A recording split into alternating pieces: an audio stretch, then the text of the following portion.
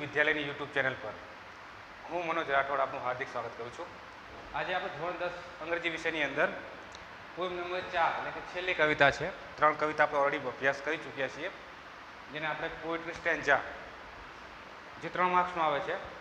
અને વારંવાર જ્યારે હું પોએમ ચલાવું છું તમને ત્યારે કહું છું કે કવિઓને શબ્દો સાથે થોડી ઘણી છૂટછાટ કરવાની પરવાનગી હોય છે.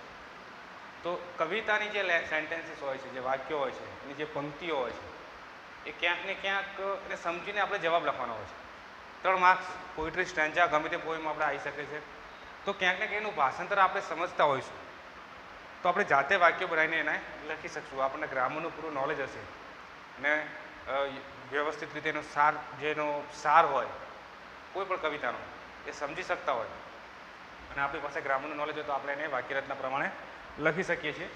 હવે વેનીલા ટ્વિલાઇટ એડમ યંગ દ્વારા લખવામાં આવેલી એક ખૂબ જ સરસ કવિતા છે. જનરલી તમે માનો છો એડમ યંગ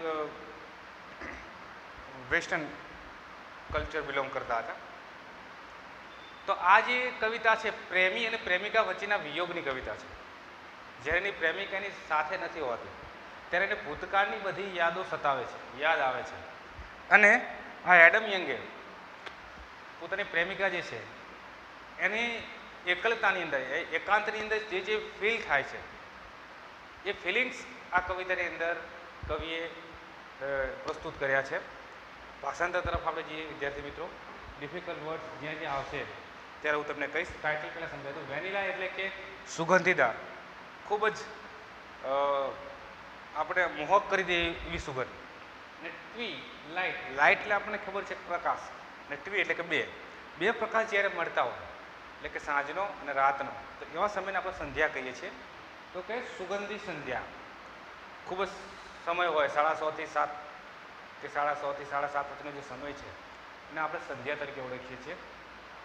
એ સમયની અંદર જે કવિને એકાંતની અંદર જે ફિલિંગ્સ થાય છે એ વસ્તુ અહીંયા એમને ડેપિક્ટેડ કરવાની ટ્રાય કરી છે. આપણે ભાષાંતર સમજીએ.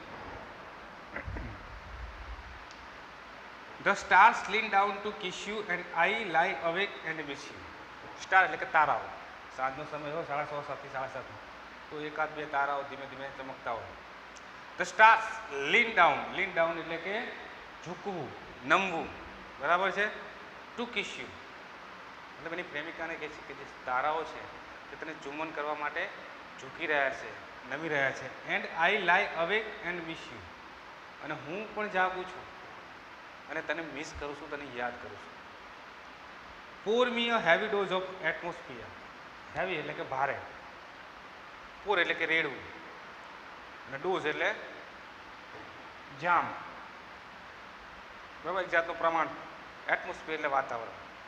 તો વાતાવરણનો જે જામ છે મતલબ સાંજનો જે સમય છે, જે વાતાવરણ છે એનો ડોઝ તું મારા ઉપર, વજનદાર ડોઝ તું મારા ઉપર રેડ. Because I will doze off safe and સાઉન્ડલી.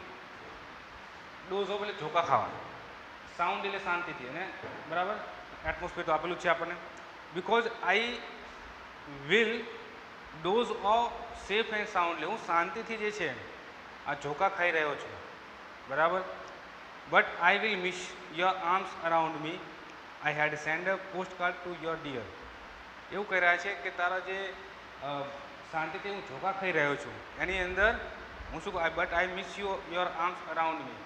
જ્યારે હું સૂતો હો ત્યારે ઝોકા ખાતો ત્યારે જે હાથ તારા મારા તરફ રહેતા હતા એને હું મિસ કરું છું. And I had send a postcard to your dear. Postcard પહેલાંના સમયમાં એવું હતું, અત્યારે તો આધુનિક ટેકનોલોજીના કારણે આપણે પોસ્ટ કાર્ડ કોઈને લગભગ ઓછા થઈ ગયા છે, પણ કોઈને પણ પોતાની મનની વાત કરવી હોય તો પોસ્ટ કાર્ડ થ્રુ એને મોકલતા હતા. તો મેં તને એક પોસ્ટ કાર્ડ પણ મોકલ્યો છે, એક પત્ર પણ મોકલ્યો છે. Because I wish you were here, કારણ કે હું ઈચ્છું છું કે તું અહીંયા હોય.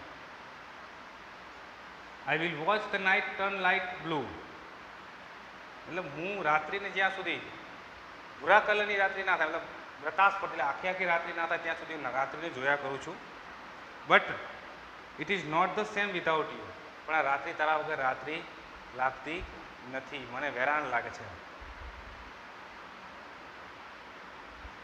Because it takes to whisper quietly, કારણ કે જે રાત્રિ છે તે ત્યારે તારા કાનની અંદર હું ગણગણતો હતો એ મને યાદ આવે છે. વિસ્પર એટલે કાનમાં ધીમે ધીમે બોલવું.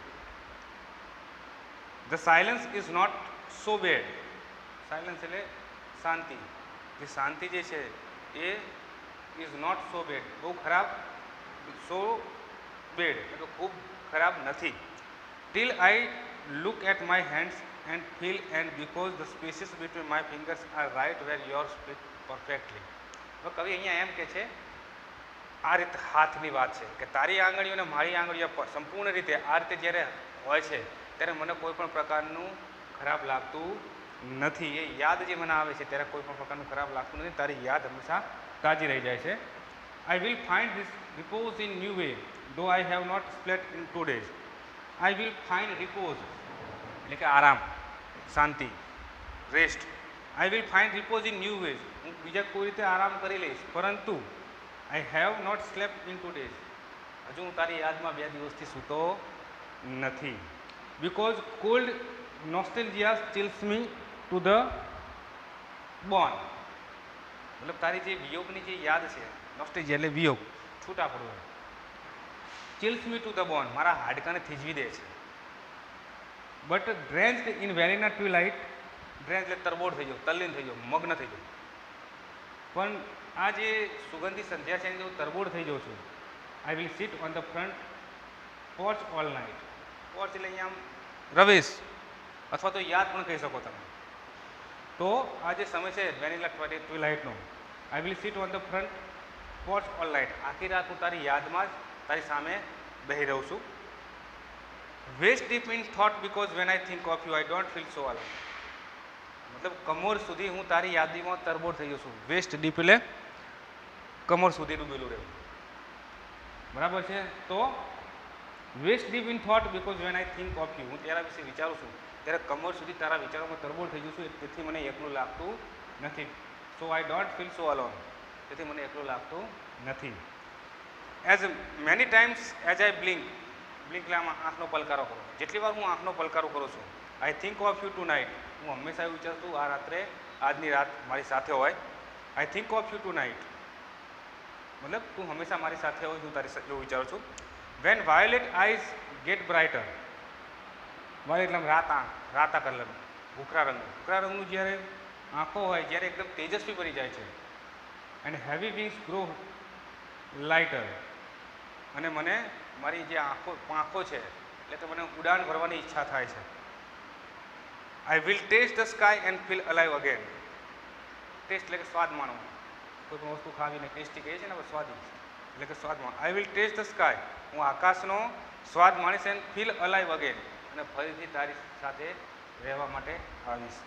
And I will forget the world that I knew but I swear I will not forget you. હું જાણું છું કે I will forget the world, હું દુનિયાને કે જગતને ભૂલી જઈશ. ધેટ આઈ ન્યૂ, એ હું જાણું છું કે હું દુનિયાને કે જગતને ભૂલી જઈશ. બટ આઈ સ્વેર એટલે કે હું વચન આપું છું, સોગંદ લઉં છું કે I will never forget you, હું તને ક્યારેય ભૂલીશ નહીં. Oh if my voice could reach back through the past, મારો અવાજ જો ભૂતકાળની અંદર પાછો જઈ શકતો હોય, પાસ્ટ એટલે ભૂતકાળ, વોઇસ એટલે કે અવાજ, રીચ એટલે પહોંચવું, જો મારો અવાજ ભૂતકાળની અંદર પાછો પહોંચી શકતો હોય તો I will whisper your year, હું તારા કાનની અંદર ધીમે ધીમે વિસ્પર કરીશ, ધીમે ધીમે ગુંજન કરીશ. Oh darling I wish you were here. Darling એટલે કે પ્રિય, સ્નેહ,